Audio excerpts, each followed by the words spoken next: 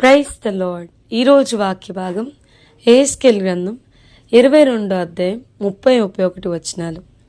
నేను దేశంను పాడు చేయకుండానట్లు ప్రాకారమును దిట్టపరచుటకును బద్దలైన సందులో నిలుచుటకును తగిన వాడెవడని నేనెంత విచారించినను ఒకడైనను కనబడలేదు. కావున నేను నా క్రోధమును వారి మీద క్రొంబరింతును, వారి ప్రవర్తనా ఫలం వారి మీదకి రప్పించి నా ఉగ్రతాగ్ని చేత వారిని దహింతును. ఇదే ప్రభువైన యెహోవా వాక్కు. ఈరోజు ఈ వాక్య భాగం ద్వారా దేవుడు మనతో మాట్లాడుతున్నారు. ఈరోజు వాక్య భాగం వింటున్న ప్రియమైన వారులారా, యోహాను సువార్త 1వ అధ్యాయం కనుక మనం చూస్తే, మరి బాప్తిస్మిచ్చి యోహాను తన దగ్గర ఉన్న 2 శిష్యులను చూసి అంటా ఉన్నాడు, ఇదిగో లోక పాపములు మోసుకొని పోవు దేవుని గొర్రెపిల్ల. ఎప్పుడైతే ఆ మాట అన్నారో ఆ 2 శిష్యులు యేసయ్యను వెంబడించడం మొదలు పెట్టారు. యేసయ్య వెనక్కి తిరిగి చూస్తే వీళ్ళిద్దరు వెంబడిస్తున్నారు. ఆయన అన్నాడు, మీరు అసలు ఏం వెతుకుతున్నారు అని అంటే వాళ్ళు చెప్పారయ్యా, రబ్బీ నువ్వు ఎక్కడ కాపురం ఉంటున్నావు అని అంటే ప్రభు అన్నారు, వచ్చి చూడండి అని. వాళ్ళు ఆయన కాపురం ఉన్న స్థలం చూచి ఆ దినం ఆయన యొద్ద బస చేసి, అప్పుడు పగలు రమారమి 4 గంటలు వేలైనప్పుడు మరి ఆంద్రియా అంటున్నాడు, అతను చెప్తా ఉన్నాడు తన సహోదరుడైన సీమోన్ చూచి, మేము మెస్సియాని కనుగొన్నాం. ఒక దినమంతా ప్రభుతో ఉండి ఆంద్రియా చెప్తున్న విషయం ఏంటంటే, వీ హ్యావ్ ఫౌండ్ హిమ్. మనం ఎవరి కొరకైతే ఎదురు చూస్తూ ఉన్నామో ఆయన మేము కనుగొన్నాం, మేము మెస్సియాని కనుగొన్నాం అని చెప్పి చెప్తా ఉన్నారు.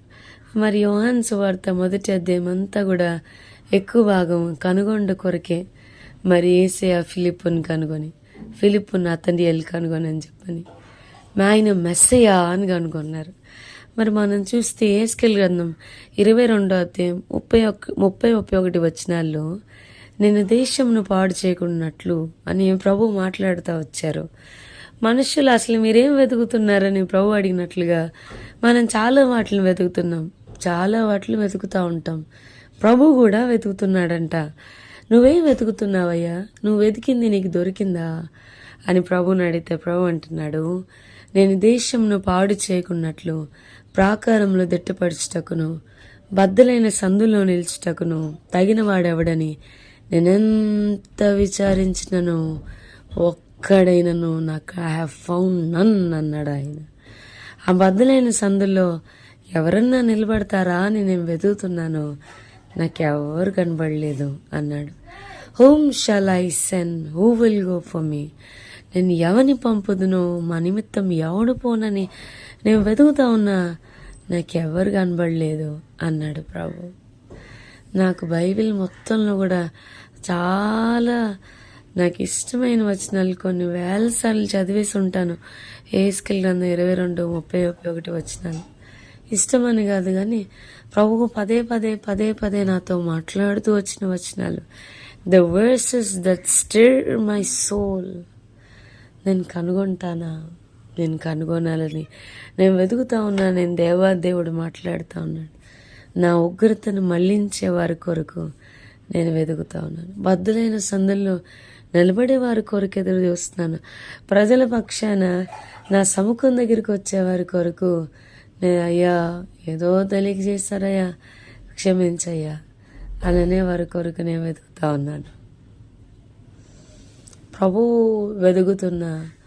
ప్రభు మనల్ని కనుగొనగలడా? ప్రభు వెతుకుతున్న ఆ వ్యక్తులంగా మనం ఉండగలమా? దేశంలో నమ్మకమైన ఒక్క ప్రార్థనాపరుని ప్రభు కనుగొంటే దేశాన్ని కదిలించగలడు. ఇర్మియా వంటి ఒక నమ్మకమైన ప్రార్థనాపరుని కనుగొన్నప్పుడు ఆ ప్రార్థనలో నుంచి ఉద్భవించిన వారే దానియేలు, షడ్రకు, మేషక, అబేద్నెగోలు వంటి రోషం కలిగిన యవ్వనబిడ్డలు. ఆ నమ్మకమైన ప్రార్థనాపరులంగా మనం ఉండగలమా? బద్దలైన సందుల్లో మనం నిలబడగలమా? ప్రజల పక్షాన ప్రభు ఎత్తి నిలబడయ్యా, వారు ఎరుగక చేశారయ్యా, వారిని క్షమించు. వారిని కోపాన్ని రేపుతా ఉన్నారయ్యా, వారిని క్షమించని. వారి ఉగ్రతను మళ్లించగలిగే ప్రార్థనా పరులంగా మనం ఉండగలమా?